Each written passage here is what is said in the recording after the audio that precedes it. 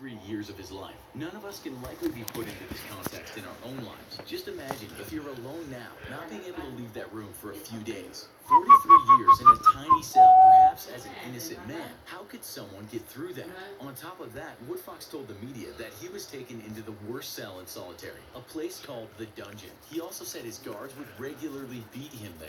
Fortunately, he was allowed to read books in there. This, the BBC tells us, was one thing that kept him sane. He taught himself criminal and civil law, and the BBC writes that he would teach other inmates when he had his hour out each day. While Amnesty said he spent his hour alone, we're guessing he could communicate with others through a fence, which is often the case for segregated prisoners. He explained the best moment of being locked up was teaching another man to read. All of the things we went through and all of the pain, the suffering, the struggles, the victories here and there, none of that compared to the feeling I got when a man who could not read or write at all could sit across from me and read a book. The New Yorker tells us that he tried to control his surroundings as much as was possible. He kept the light on all the time and covered it when he slept his 3 hours. He ate little and slept little, and this adapting to a strict regime that gave him some feeling of autonomy. We wanted the security people to think that they were dealing with superhumans, he told the New Yorker. Before I let them take something from me, I deny it from myself. He wrote many letters to family, pen pals, to the Black Panthers, to people fighting racism and inequality on the outside. He was described by social workers as respectful, positive, cooperative, and neat. Yet every time he came up against a disciplinary panel, he was denied re-entry into the main population. Then you have Charles Bronson, often called Britain's most notorious prisoner. He was only charged at first with armed robbery, but due to his erratic, often violent behavior, as well as taking hostages inside, he's been in prison since 1988. Prior to that, he'd been locked up for over a decade. Much of this time had been spent in solitary confinement. As you may have seen in the movie about him, he didn't exactly get through this time in solitary with ease. He wrote once, "Years of solitary have left me unable to face the light for more than a few minutes. It gives me terrible headaches if I do. Years of loneliness in small cells have left me paranoid about people invading my space. I now can't stand people getting too close and crowding me." But he did write a book on keeping fit in solitary confinement. He was once a bare-knuckle fighter and so enjoyed keeping fit. The book released in 2002 and was called Solitary Fitness. He claimed to do at least 2,000 push-ups a day and that his confinement was spent mostly on building his body. We read many reviews on his book and it seems he was onto something, with his exercises requiring zero equipment, working for most people. In short, if you're in solitary, work out and try to improve by the week to give yourself goals. We found another man who spent a lot of time in solitary, and for him, using his imagination was key to survival. He imagined all the interactions he had with people throughout his life, and imagined alternate realities where he did something different. So, in a way, creating a fiction around all of his memories. "I used to lie in bed with my eyes closed," he said, "thinking about my past, thinking about my future, planning for the..."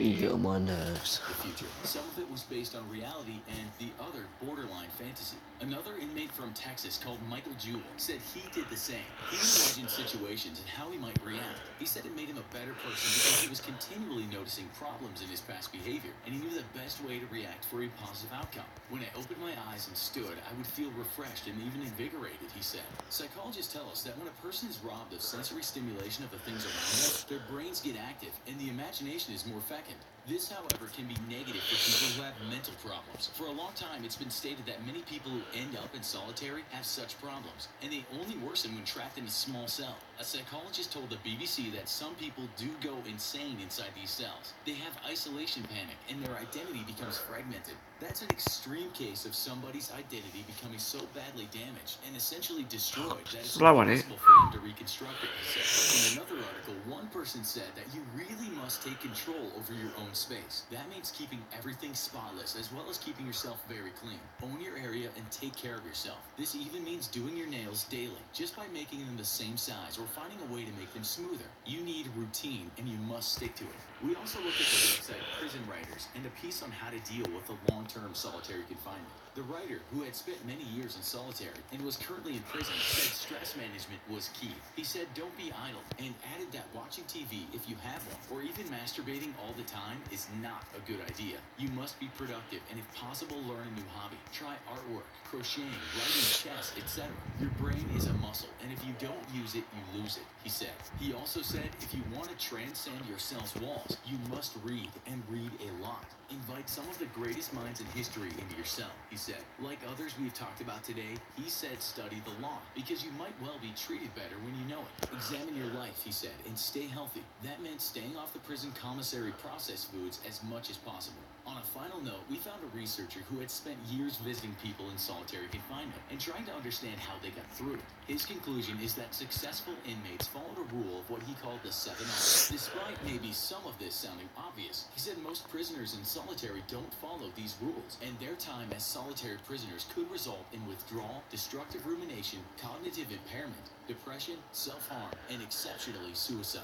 The 7 R's he talked about are rescheduling. This means learning how to manage time. Don't look at the 20 years you have to serve. Take it day by day and have plans for those days. Removal. This is what we've discussed, meaning remove yourself from the present moment of being surrounded by 4 walls. It could be reading, writing, exercise, or any of the things we've talked about. It might even be forming relationships with an aunt that comes into the cell. Reduction. By this, he means reducing the time through drug use. Well, he said it might not be the best path. Let's go. When things get hard, some prisoners do find time passes with the prescribed medicines they're offered. Reorientation. This means living in the present, and we mean totally, like someone who is meditating. If you can be at one with everything, focus on your breath, the sounds around you, forget the past and the future. Resistance. This is finding ways to beat the system. It might be against prison rules, but some people find it helps if they can tap on some pipes to communicate. But there are many ways prisoners can get one over on the system. Others, as we have said, study law and challenge their sentence, or matters regarding their confinement. Raptness. This is becoming completely absorbed in something, such as writing or hobbies. It's more than just removal, because one becomes lost in their art. Reinterpretation. This is like putting your situation against another, perhaps comparing yourself to someone who had it worse and got through it.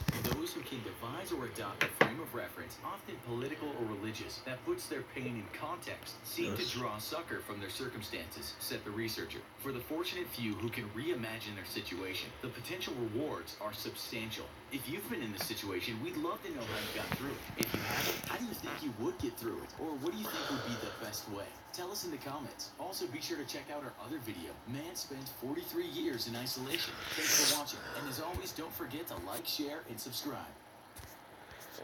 You don't have to be a tech YouTuber to get sweet deals on the stuff you find online. You just need to install Honey. If you don't already know, Honey is a free browser extension that's available on Chrome, Firefox, Safari, just about everywhere. When you get to the checkout, Honey automatically searches for the best and updates you don't have to do a thing. You just save money. A bunch of us use it here, and no joke, together we have saved thousands. And that's because Honey works on over 20,000 sites, including Amazon, Newegg, Best Buy, GameStop, eBay, AliExpress, and more. Because Honey gets paid by sites, it's always free for you. Like, actually free, not like selling all your personal data. This is a machine. It's 2 clicks to install, and is over 100,000 Bakery. The bakery. Don't charge you anything or sell your data. There's no reason not to use Honey. That is, Well, the bakery, no? Not bakery, what's that?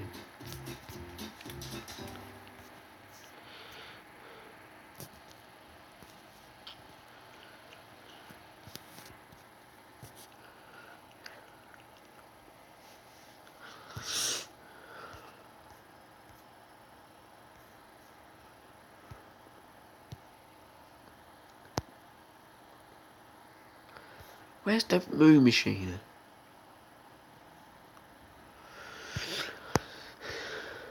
In the house.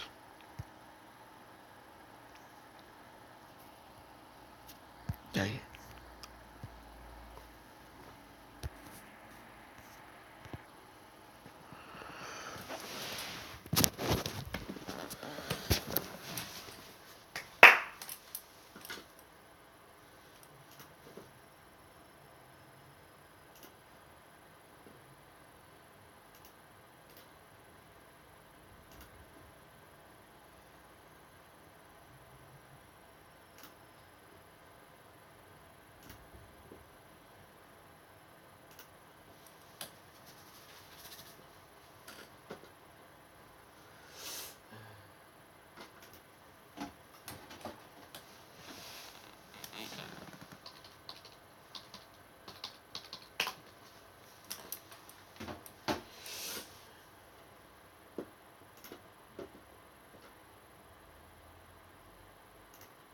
tell that.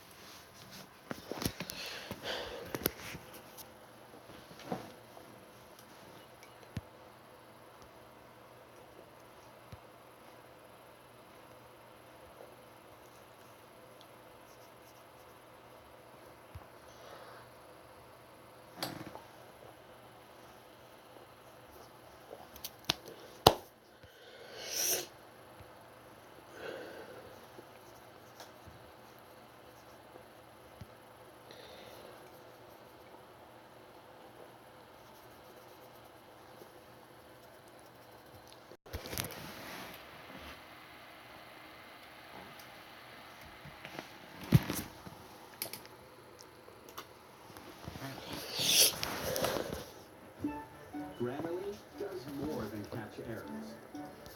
With Grammarly, you can find really good, no, perfect words that make your writing sharp, or explicit, or excellent, or distinctive.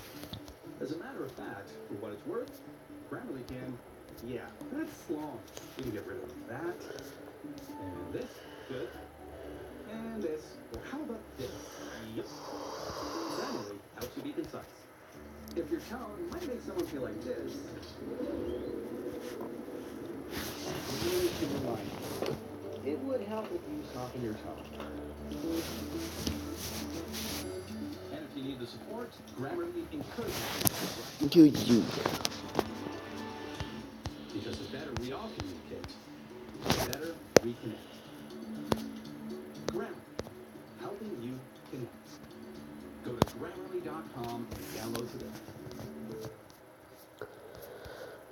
So I saw on your profile that you like to cook. Oh, I love it.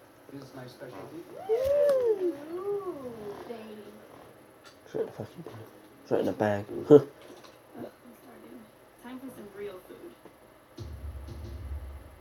Coupon code. Let's see.